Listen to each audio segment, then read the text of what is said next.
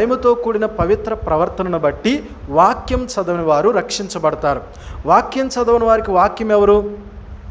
వాక్యం చదవని వారికి వాక్యం ఏంటి అంటే మన పవిత్ర ప్రవర్తన, భయముతో కూడిన ప్రవర్తన.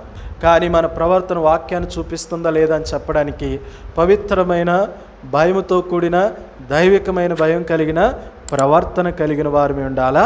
ఇది ఇతరులకు దేవుని వాక్యం. అంటే మనం తెరిచిన పత్రిక, మనం తెరిచిన బైబుల్ చాలాసార్లు ప్రభుని ఎరగిన వారు, వాక్యం చదవని వారు దేవుని తృణీకరిస్తున్నారు అనంటే, దేవుని ద్వేషిస్తున్నారు అనంటే మనమే కారణం. ఎందుకని మనం వారి మధ్య తెరచిన పుస్తకం వలె ఉన్నాం, మనం వారి మధ్య తెరచిన బైబిల్ గ్రంథం వలె ఉన్నాం. వాళ్ళు మనల్ని చదివినప్పుడు ఓహో క్రైస్తవ్యం అంటే ఇదా, క్రీస్తు నమ్మడం అంటే ఇదా, క్రీస్తుని ఎరిగిన వారంటే ఇదా, రక్షించబడ్డం అంటే ఇదా, పరలోకాన్ని చూసి సిద్ధపడడం అంటే ఇదా అని వారు ఎప్పుడు కంక్లూజన్కి వస్తారు? మనలను చదివినప్పుడు, మనలను చూసినప్పుడు. కాబట్టి మనం ఎవరి మధ్య అయితే జీవించుచున్నామో వాళ్ళందరికీ మనం ఏంటి? బైబిల్ గ్రంథం. ఏం చెప్పండి? దేవుని గ్రంథం, కరపత్రిక. కాబట్టి మనము భయముతో కూడిన మన ప్రవర్తన చూపించాలి. అంటే ఇది క్రీస్తు మనసు.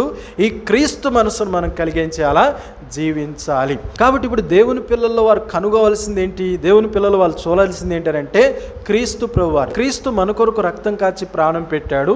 ఇప్పుడు మనము ఆయన పోలికలోనికి వచ్చి మనం క్రీస్తుని పోలి వారంగా, క్రీస్తును చూపించే వారంగా ఉండాలి. మీరును ఈ మనసు కలిగి ఉండుడి. క్రీస్తు కలిగిన మనసు మీరును కలిగి ఉండండి. క్రీస్తు మనసు ఏంటి?